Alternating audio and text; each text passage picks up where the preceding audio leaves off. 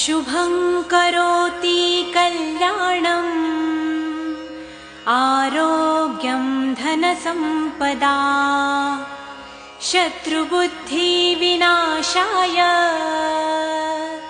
दीपज्योति नमोऽस्तुते।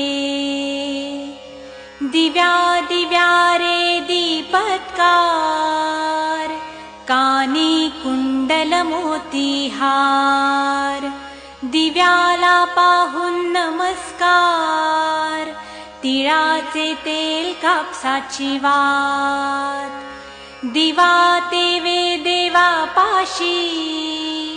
उजेड पडे विष्णू पाशी माझा नमस्कार सर्व देव देवतांपाशी